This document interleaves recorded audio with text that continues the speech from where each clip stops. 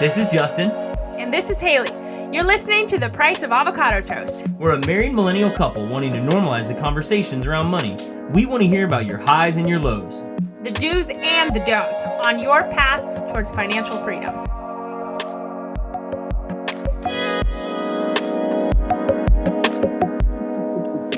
What's going on, everybody? You are listening to episode 1 of the Price of Avocado Toast podcast. This is Justin. I'm sitting here with my lovely wife, Haley, and we are stoked to have you. If you're listening right now, it's because you're awesome, and we're super glad that you decided to tune into episode 1. Honey, I'm glad we're doing this. I'm glad we chose to finally sit down and start the podcast. Me too. Hi, everyone. I'm Haley, and I'm just super excited. I'm a little nervous just to kind of get this conversation out here and kind of be transparent with everyone. I mean, after this, our numbers will be clear to the world, or whoever's listening to this, just kind of where we stand. So I'm going to start us off and just kind of explain who we are. You're probably thinking, like, who are these people and why are they trying to talk to us about money? So we are a millennial couple. I am 27, Justin's 28. We've been married almost 2 years. It'll be 2 years in September. Woo woo! Best 2 years ever, honey. Oh, time flies. Yeah, it does.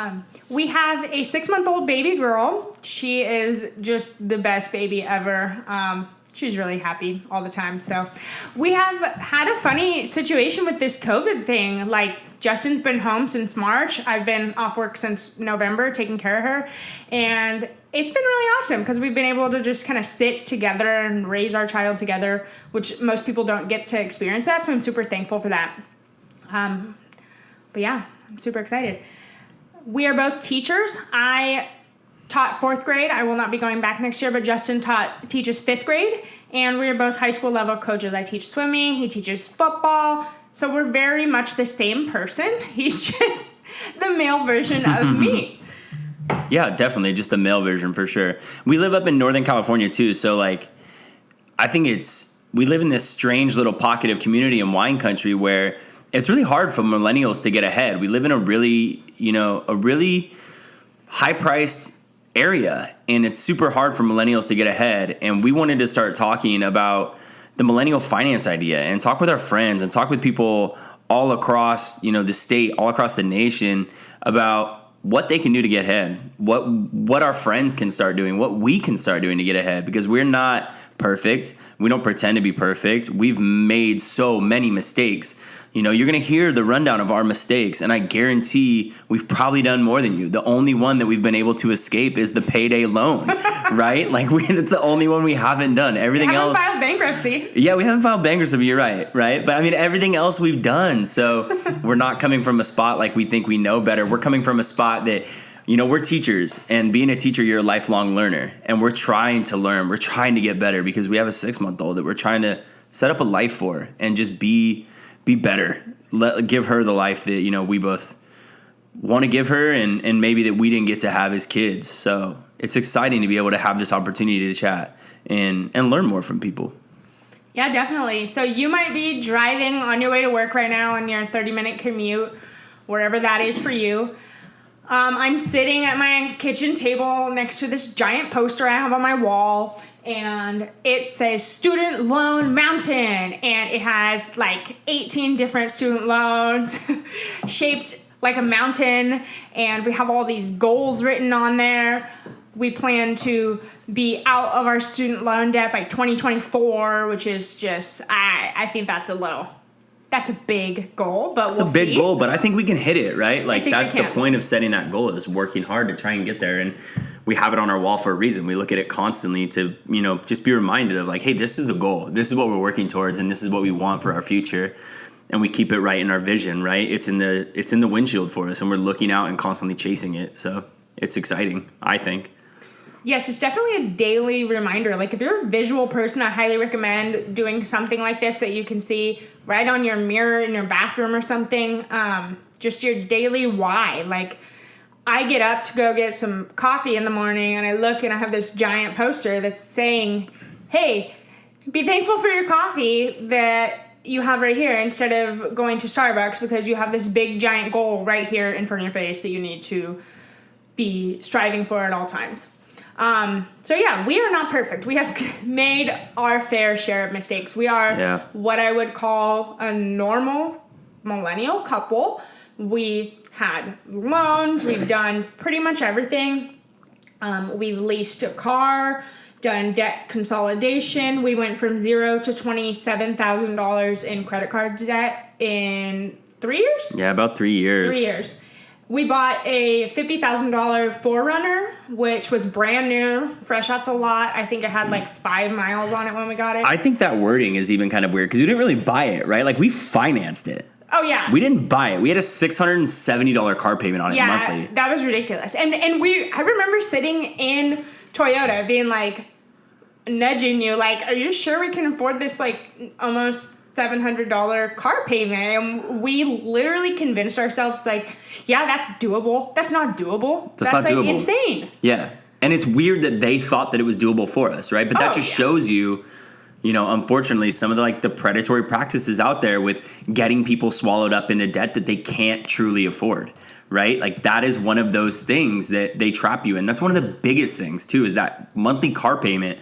And we recently sat down and we're talking with a friend, and, he's saying, like, imagine if you were putting that amount of money into retirement, or imagine if you were putting that amount of money monthly into college savings for your baby. Like, how fast would that interest just compound and grow? It's crazy to think about that. We were totally cool shelling out $700 just to drive a car, much like people say, to drive a car to impress people at a stoplight that we'll never meet in our lives and that we don't care about. You know what I mean? What's that quote Dave says? Dave Ramsey, if you don't know Dave Ramsey, he's the man behind all of the changes in our brain with money. But Dave says you're buying things you can't afford to impress people you don't like.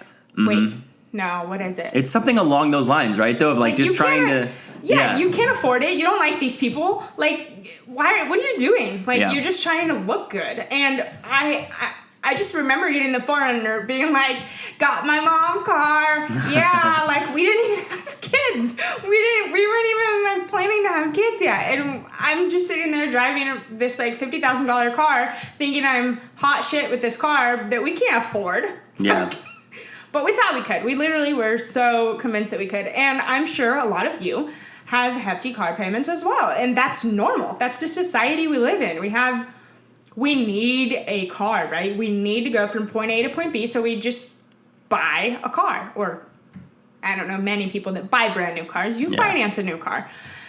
So, yeah, we've pretty much done everything. I've done a lot of big financial mistakes that I really have done a lot of reflection with.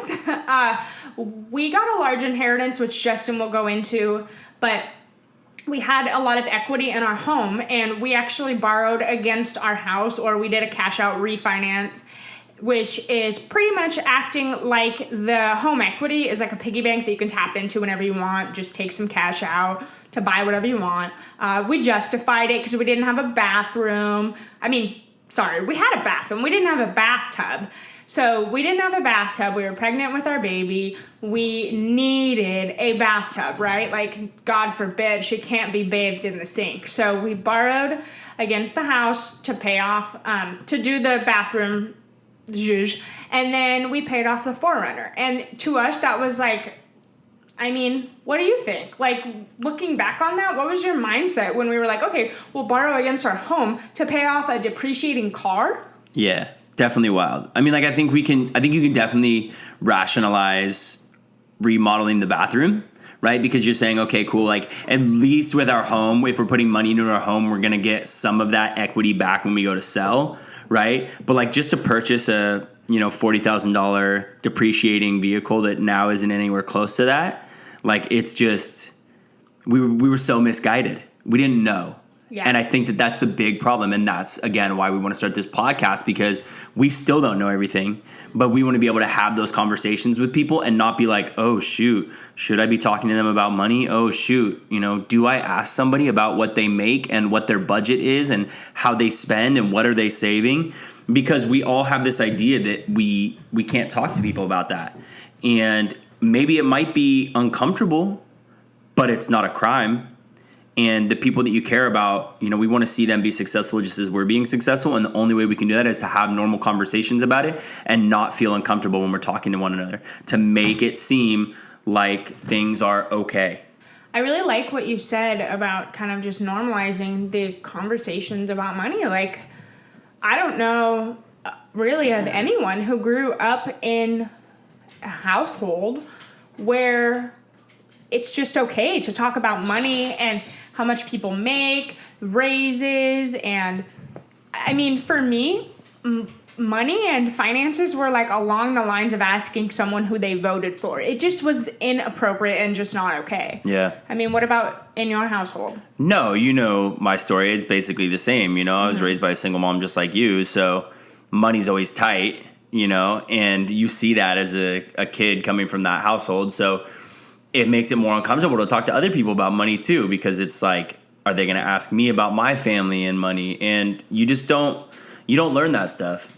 And we're trying to sort it out now, trying to get on the right foot. So we're setting ourselves and our daughter up for the right future. I think that we definitely are setting up our daughter for a different lifestyle just by learning from the things that we've done. Like, we have a list here of like 9 things that we've done that are epic financial mistakes. The big don'ts that everyone says not to do, we've pretty much checked every box. And even when we went to Mexico on our honeymoon, we bought, or I should really say we financed, a timeshare. Like, everyone says, don't go to one of those meetings, don't do this, don't do that, but we got sucked into this story. I mean, they're there selling you and pitching this dream that we want to live this elaborate lifestyle and be able to do all of these things, but we didn't even take into consideration that we can't afford that. Like, yeah, we have this timeshare now, sure, it's like points and we can go once a year or whatever, but we still don't own it. And it's been like over a year now, and we won't own it for a long time. Yeah, I don't know. For sure. And I mean, you and I have talked, and we've spun our wheels and justified on how we can get out of this timeshare, or should we get out of this timeshare. And, we have an awesome financial coach. Go ahead and follow him on Instagram. It's @MeFinanciallyFree. Ryan's just already got our wheels spinning on what we can do to get out of this timeshare. And it was really cool talking with him about it, because you and I just had ideas of like option A and B, but it seemed like talking with Ryan, he was presenting option C as well. And maybe getting out of that timeshare is something we can do. Like he said, it's not really on fire. Like, we're managing it okay. But again, if we can put that money towards the baby's future or towards our student loan debt, right, we're making a bigger splash than trying to pay off future vacations. So that's definitely a huge mistake we've made. And I think the other big one that is, something that I messed up was taking out the contributions from Roth. We pulled out Roth contributions. We didn't pull out any growth, but we pulled out contributions, and that's like foolish. It was in there for a reason, and we should have just left it in there.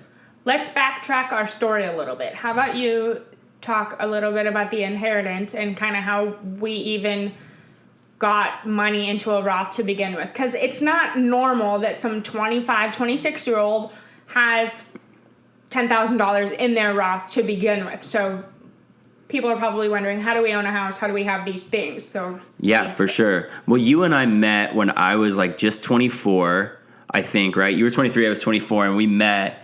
And right when you and I met, I received a pretty large inheritance. My grandma passed away, and my grandpa filed a wrongful death suit surrounding why my grandma Rosemary passed away, and he won that suit. And so I received a little bit of money from it.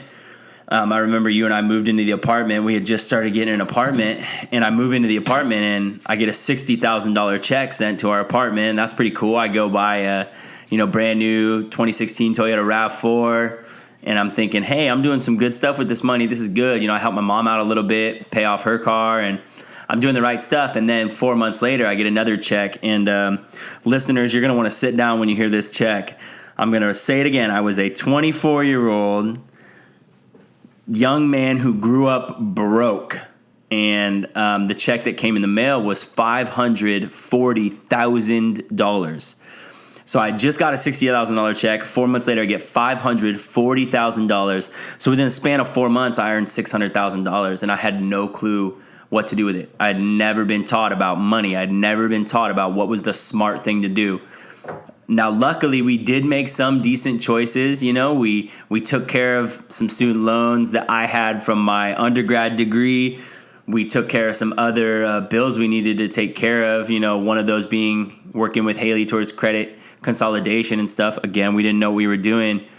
And then we put a large chunk in a home here in Sonoma County. You know, we live in a really, really pricey area, and we were able to put a large portion down on our home, but we didn't put everything down. It's a good little starter home for us, and it works, but we didn't put everything down. And so, I mean, there's a lot of money there that a 24-year-old just got handed immediately. I remember when we were looking for houses, and we still had... I mean, we didn't have enough money to pay off the house, like, completely. We definitely couldn't have bought the house outright with cash, but we could have maybe made it out with, like, a $100,000 mortgage, which is really dirt cheap.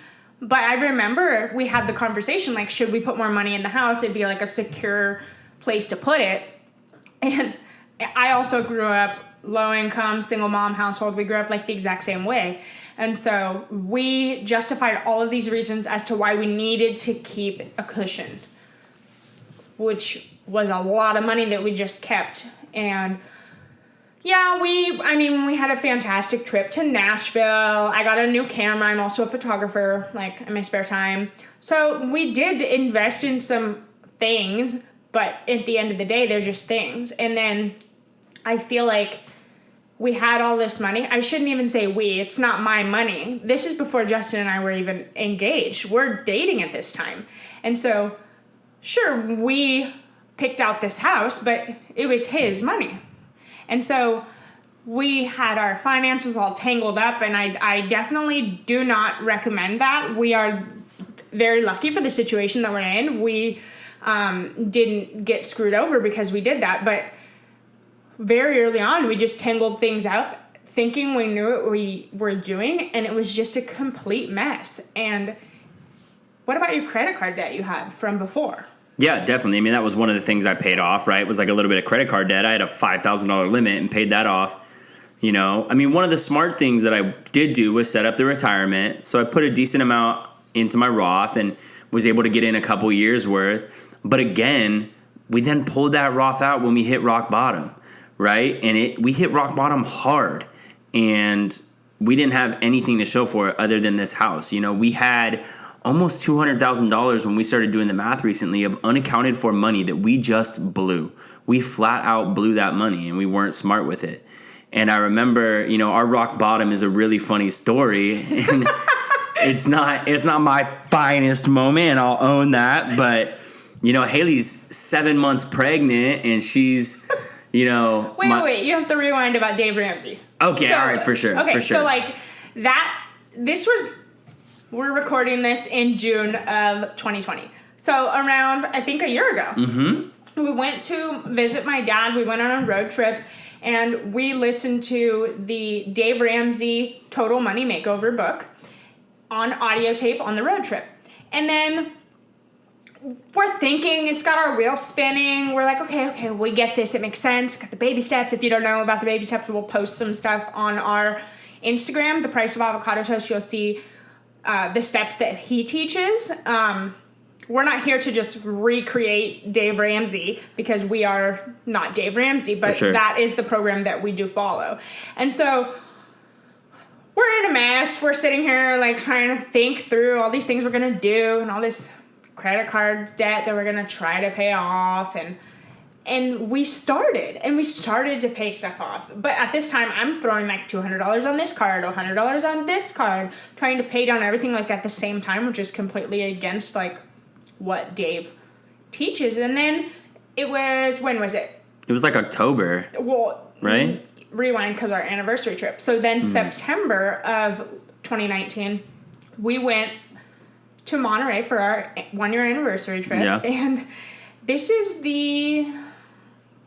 was this the first month that we both had teaching salaries come in? Yeah. Yeah, so this is the first month we got teaching salaries together, because I graduated my teaching program a year before him. And so this is a big month for us. We both got full-blown teaching salaries. We by the end of the month, we're at absolutely negative. Like, bills for, like, the internet and our phone were being put on credit cards. And then I'm pretty sure we probably maxed out a credit card. Like, I'm sure. It was really a low time. Yeah, it wasn't an easy month for sure. And it's never easy, you know, as a man, or as a spouse, I should say. I shouldn't say just as a man, because I think everybody feels this. You know, you want to give your partner the world, and you want to have this elaborate anniversary trip, and we're putting it all on credit cards, and that's not doing right by you. That's not doing right by our family.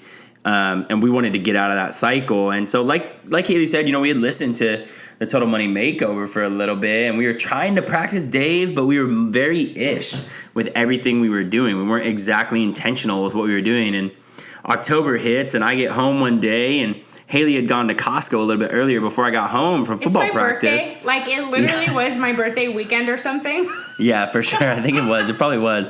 And I get home, and there's, you know, these pumpkin muffins on our countertop from Costco. And I'm like, we didn't have any muffins on the Costco list. Like, what's up with this? And I remember coming into the hallway, and there's two of them. There's two.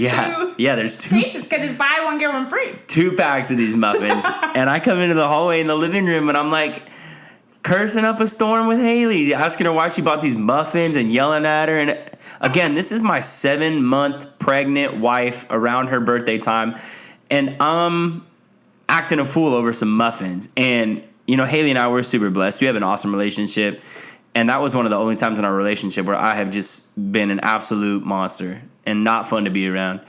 And, you know, I looking back on it, I probably make it sound much worse than it was, but I just remember how bad I felt a few moments after, and I realized that it wasn't, you know, it wasn't right how I acted. And so October ends, and I'm driving out to work on a November morning, and I like to get to work a little early, and finances are just terrible, and we're still struggling even after trying to do this, you know, part-time credit cleanup stuff, because we're not fully intentional, and we're not on a budget appropriately. You know, we were using a Google sheet and totally doing it wrong and overspending. We'd put these soft guidelines for this is our budget, and then we just totally overspend like it didn't matter. And I'm driving out to work one November morning, and I'm sure there's a lot of people who have felt like this, and I've told this to some of our friends, but I remember just sobbing in the car and praying to God, like, you got to help me out, because I'm not doing right by my wife. I'm not doing right by, you know, my future daughter, by not taking care of our household, not being the man that I promised you I was going to be, you know, on our wedding day and in my wedding vows. And it was that day that we really started to get intentional. And that was the day, unfortunately, that, you know, I did reach out to my financial advisor, and we pulled out that Roth money. And so that was a mistake that we've now learned from with retirement. We're not going to touch that stuff. And that, it, you know, doesn't really fall in line with the plan that we're currently doing. But that was the day that we got intentional, because we started listening to the podcast. And I think you found it, right? You found the Dave Ramsey podcast. Yeah, I didn't even listen to podcasts, so I don't even know like how I found it. But we're going somewhere. Where were we going? We were going to meet with Patrick and Cherie, which is going to be a totally another episode. We've got a whole episode that we'll talk about on Amway. If you're about that Amway life, get out now. If you take nothing else from episode 1, get out of Amway now. But we'll talk more about that in another episode, because that's crazy. Crazy. Yeah. So, yes, that's right. We were driving somewhere, and I feel like I'm just getting emotional listening to this story again, because it was close to like 8 months ago, and it literally seems like an entire lifetime ago. For sure. We have transformed our life. And do not get me wrong, listeners, we are still working. Like, we are nowhere close to done. Like I said, I'm next to my poster. I'll take a picture and put it on Instagram. It's on our Instagram page, just like our net worth is, right? Like, we're transparent about it. Yeah, we are not even close to the finish line. However, one thing I can say that we have done right is we have really taken a hardcore look in the mirror. For sure. At like, whoa, what were we doing? That was not good. We should really have done things differently. But you know what? what's the point of like living if you can't learn from your mistakes? That's the entire, like, even being a teacher, like, you do things and you learn from your mistakes and then you grow from them. Yeah, absolutely. And we totally have. And I'm not saying that people who haven't learned from their mistakes are less cool or anything like that. But hopefully you can listen to this podcast and get something from us. And we're not here trying to have a competition with people like, oh, well, we got further in debt than you. It's not cool. We're not sitting here bragging. Yeah. We don't wear our debt like a badge of honor. Hey, look at us and our stupid student loans we're going to frickin' be paying off forever. We are simply just reflecting and trying to be as transparent as possible. Yeah. The entire purpose of doing this podcast was, an outlet for us to talk about finances and money and stop talking to family about finances and money, because this has become an all-consuming lifestyle that we have adapted. Absolutely. And we are so deeply passionate about this that we cannot shut up. Like, and if you're not about it, that's cool, but like, we got to give our family and friends who don't want to listen to us a break. So here we are. Hopefully you want to listen. Yeah. And B, we want to be transparent and we want to tell our story, and hopefully people can learn from us. Yeah, definitely. I also think it holds us accountable, right? Yeah. Like if we're out here on a microphone, on a podcast, preaching about what we're trying to do, you know, talking about, hey, this is the end goal for us. These are the people in our community around us, or even just community on social media that support us and want to see us reach our goal just like we want to see them reach our goal. It's just another way of holding ourselves accountable. Like I said, much like, you know, having a financial coach, the best coaches hold you accountable. They are there to walk alongside you and say, hey, I know you can give more. I know you can be better. Let's figure out what we need to do to get there. Right? Like, I just think that this is another opportunity for us to hold ourselves accountable, put our feet to the flames, and really, really light this thing up and attack these student loans. For sure. I'm super excited. I'm excited to be on this journey, and I'm happy that you guys are all listening, and you are here to help us hold ourselves accountable and for you to hold us accountable. And did I say that right? Accountable? Yeah, there we go. Yeah. And hopefully we can hold you accountable.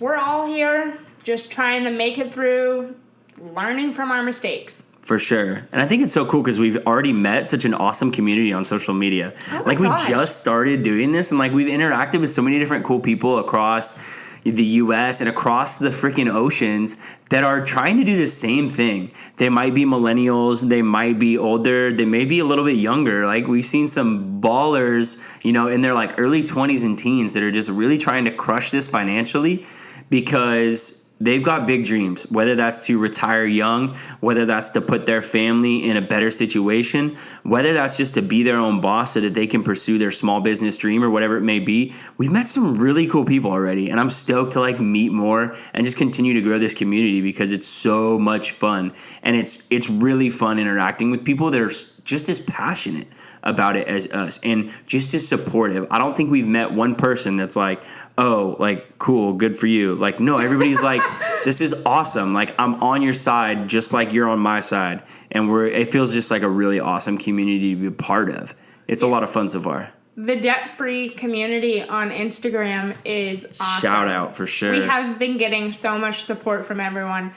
And it's so cool to have followers and connections with people from England and Australia and New Zealand and China and all across the United States and Canada and Mexico. It's just so cool. Like, social media is for that social networking, and it's clearly working. So I hope you guys are all going to tune in and continue to listen. Justin, what can people expect from us moving forward? I think that people can expect. Why should they keep listening? Yeah, right. Exactly. Why do you want to keep listening to this married millennial couple? You know, I think that they can just expect honest conversation. You know, there's a lot of people that are doing this and that want to connect with people. They want to engage. And I think you and I are really good listeners. And so while we're using this podcast right now for you and I to just speak, it's an opportunity for people to listen to it and then, you can message us on social media, and we're here to chat. We're here to talk because, again, we don't want to tire our families out of hearing this stuff, but we want to connect with those people who want that support and who are going to give us that support. So you can expect just a massive community of people uplifting one another, pushing each other towards their goals. Again, much like our coach Ryan is pushing us to reach our goals. And I think you can expect awesome conversations. We're going to be talking to people that are doing things the right way, that are doing things the wrong way, that have had success, that have had failures. Much like you and I, people that have made those mistakes and are saying, you know what, I blew it on that one, and I'm going to get better, and I'm going to work to fix those issues. We're going to talk to people in all different realms of finance. We've got friends that are financial advisors. We've got friends that are financial coaches. We have friends that are in the side gig economy. We have friends that are artists and producers and creatives that are trying to make a buck any way they can to get their product out there. We have people that are working 2 jobs, 3 jobs. We have people in so many different realms that are trying to just get this done. And we see so often those news articles and those issues around millennials. Millennials killed this. Millennials did that, right? Millennials don't support the diamond ring business. Like, no, millennials have found another place to give their money because that's not of value to them anymore. And we're going to find what is of value to millennials, how can they maximize that money, and how can they be successful. Let's get one thing straight before we continue. A millennial, according to Google, is anyone born between the years of 1980 and 1994. Which shocked me. Like, I thought the people who were like 22 were considered millennials also, but nope. It is 26 to 40-year-olds as we're recording this in 2020. So that's where we are with millennials. And where we are now, we are currently credit card debt free. We racked up $27,000 in credit card debt, and we paid it off very unconventionally. We cashed out the retirement funds. Justin sold his 2016 paid off RAV4. Can we talk about that for a sec, though? Yeah. For real, I sold a 2016 paid off car 4 days after our beautiful daughter was born. Like, you want to talk about intensity. I mean, like, we straight up got home from the hospital, and I was like, yo, are you good with the baby? I'm going to sell this car. I hate credit debt. Are you sure? I'm pretty sure I was still in the hospital. No, because it was on a Saturday. Okay. Right? It was like the day we got home. It was literally like the day we got home. Like, I remember Jared, my twin brother, picked me up here from the house, drove me over there to the bank, sold it to the dude at the bank. And how dope is this? The dude at the bank straight up told me, hey, man, I was going to offer you $1,000 less, but you told me you had a baby girl come in and you had just gotten home, so I went with the full asking price. Like, good dude, right? He was awesome. He was cool. But, I mean, for real, that's intense right there. Pay off some credit card debt, bang, right when the baby gets home. Yeah, and that was really what kick-started it for us. Now, we're all in different timelines. Like, no one is going to have the exact same story.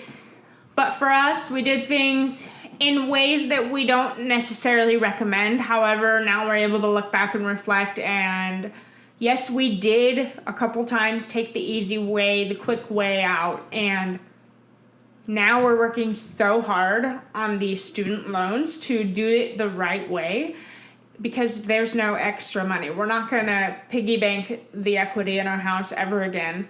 We are really just trying to hustle. Justin's so humble, he won't admit this. He's got like a million jobs. He teaches full-time. He coaches football. He also is a bartender server at a restaurant.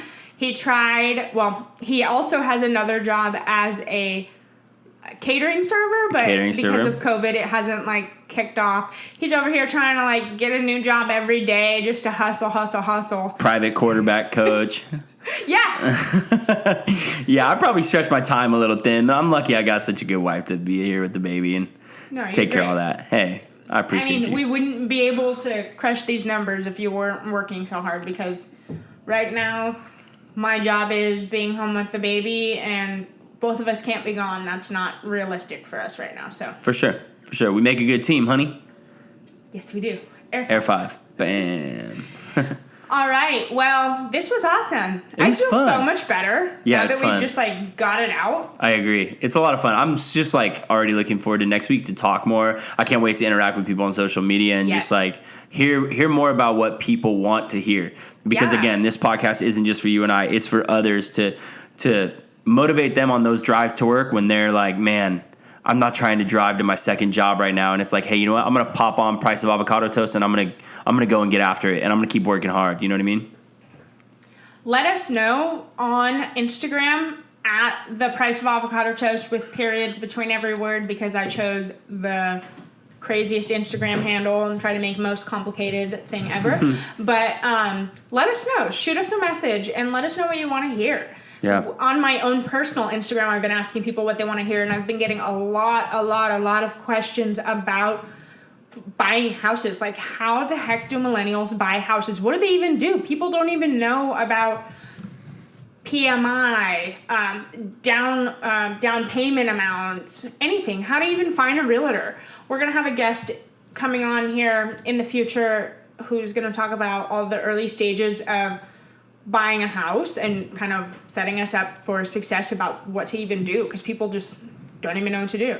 So if you have a specific area that you have questions about or something that you just want to hear us talk about, send us messages. We would love to definitely get that out there, have conversations about whatever you guys want to hear.